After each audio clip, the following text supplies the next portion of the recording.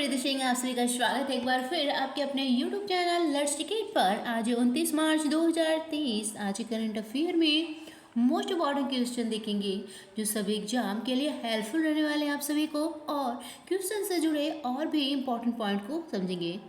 First question है, हाल ही में हमजा यूसुफ किस देश के प्रधानमंत्री चुने गए हैं? तो हाल ही में हमजा यूसुफ किस देश के प्रधानमंत्री चुने गए हैं? तो हमजा यूसुफ फ्रेंड्स स्कॉटलैंड के प्रधानमंत्री चुने गए हैं। इस क्वेश्चन का बी ऑप्शन सही है। चलिए कुछ नियुक्तियों को एक बार और रिवाइज कर लेते हैं। नेपाल के तीसरे उपराष्ट्रपति कौन चुने गए हैं? तो राम सहाय प्रसाद यादव चुने गए हैं नेपाल के तीसरे उपराष्ट्रपति। नेक्स्ट पॉइंट है, शेख अहमद नवाफ अल अहमद अल शबाह को कुवैत का प्रधानमंत्री नियुक्त किया गया है। कहाँ का? कुवैत का प्रधानमंत्री नियुक्त किया गया है।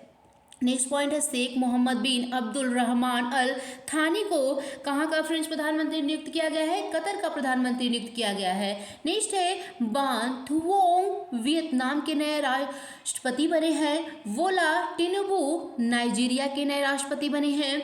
निकोस क्रिस्टो डोलाइड्स या साइप्रस के नए राष्ट्रपति बने हैं। ये कुछ फ्रेंड्स इंपॉर्टेंट नियुक्तियां थी। चलिए नेक्स्ट क्वेश्चन देखते हैं। अगला क्वेश्चन है सेकेंड नंबर का, हाल ही में किस देश ने कृत्रिम लक्ष्य पर सुपरसोनिक एंटीशिप मिसाइल दागी है? तो किस देश ने कृत्रिम लक्ष्य पर सुपरसोनिक एंटीशिप मिसाइल को दागी है? तो रूस ने फ्रेंड्स। इसका सी ऑप्शन सही है। किस देश ने? तो रूस देश ने कृत्रिम लक्ष्य पर सुपरसोनिक एंटीशिप मिसाइल दागी है। फ्रेंड्स कुछ इंपॉर्टेंट पॉइंट और रूस से जुड़े देख लेते हैं। FATF ने रूस की सदस्यता रद्द कर दी है। अक्टूबर माह में भारत का शीर्ष तेल आपूर्तिकर्ता कौन बना है? रूस बन गया है। FY 2023 में रूस भारत के पिग ऑयल का सबसे बड़ा आयात बना है, और रूस भारत का 7वां सबसे बड़ा व्यापारिक भागीदार बन गया है।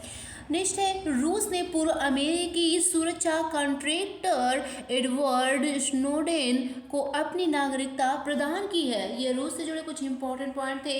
अगला क्वेश्चन हमारा है, अगला क्वेश्चन है तीसरे नंबर का, हाल ही में किसने बेंगलुरु में भगवान बसवेश्वर और नाद प्रभु कैंपे गौड़ा की मूर्तियों का अनावरण किया है? तो यह अनावरण किसने किया है? तो यह अनावरण अमित शाह जी ने किया है। अमित शाह जी ने बेंगलुरु में भगवान बसवेश्वर और नाद प्रभु कैंपे गौड़ा की मूर्तियों का अनावरण किया। इसका क्वेश्चन का बी ऑप्शन सही है। अगला क्वेश्चन है, हाल ही में इनोसेंट वादी थेक्केथला का निधन हुआ है। वे कौन थे? तो ये फ्रेंड्स अभिनेता थे। ठीक है, थेक्केथला ये अभिनेता थे। इनका हाल में अभी निधन हो गया। इस क्वेश्चन का सी ऑप्शन सही है। नेक्स्ट क्वेश्चन देखते हैं। अगला क्वेश्चन है पांचवें नंबर का, हाल ही में NDTV ने किसे गैर कार्य अध्यक्ष नियुक्त किया है?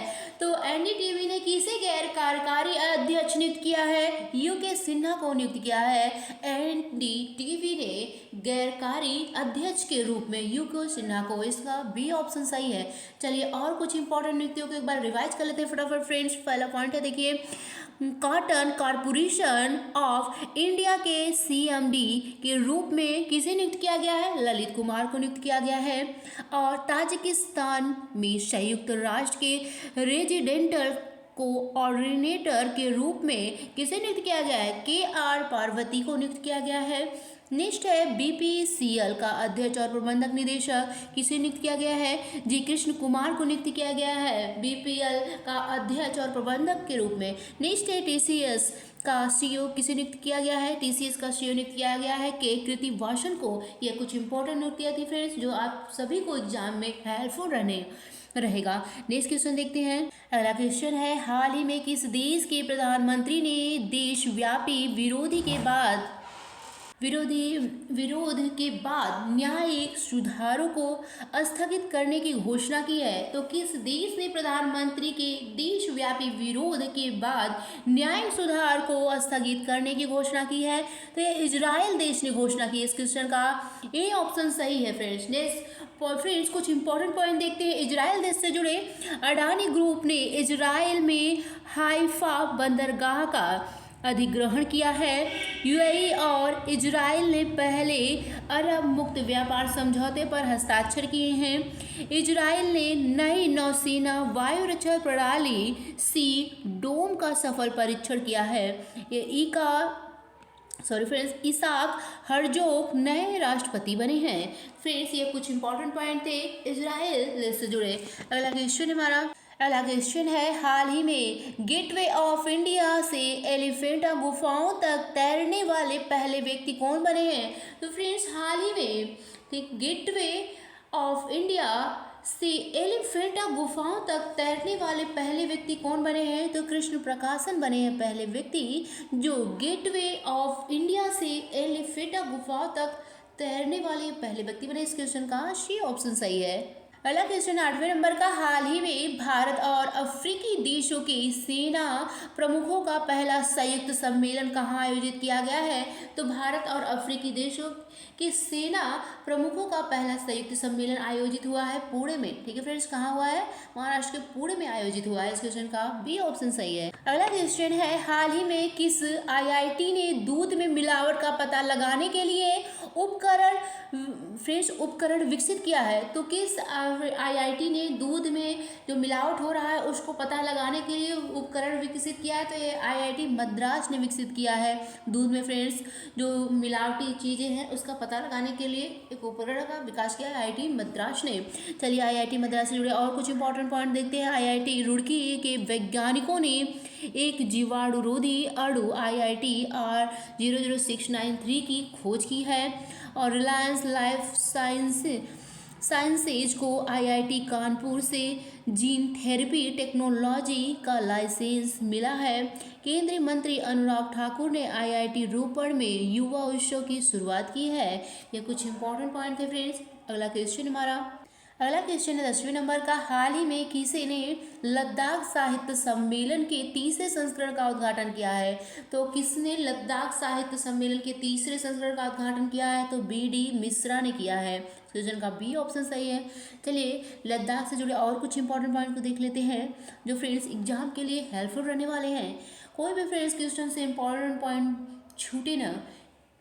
पहला पॉइंट है लद्दाख पहली फ्रोजन लेक मैराथ की मेजबानी कर रहा है। और नेक्स्ट है याया शो को लद्दाख का पहला जैव विविधता स्थल बनाया जाएगा। भारतीय सेना द्वारा ऑपरेशन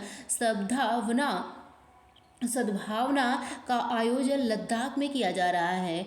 लद्दाख की रस्ते कारपोरेशन खुबानी को GI टैग मिला है और लद्दाख में सुभाष अभियान शुरू किया गया है। ठीक है फ्रेंड्स, लद्दाख में सुभाष अभियान को शुरू किया गया है। कुछ इंपॉर्टेंट पॉइंट थे लद्दाख से जुड़े।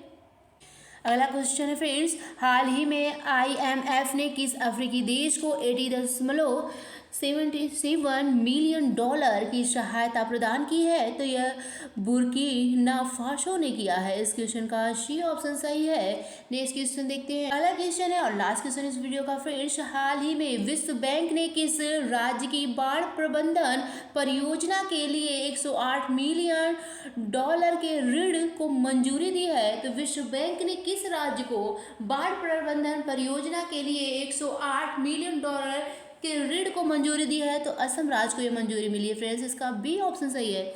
चलिए, कुछ इंपॉर्टेंट पॉइंट और असम से जुड़े को रिवाइज कर लेते हैं।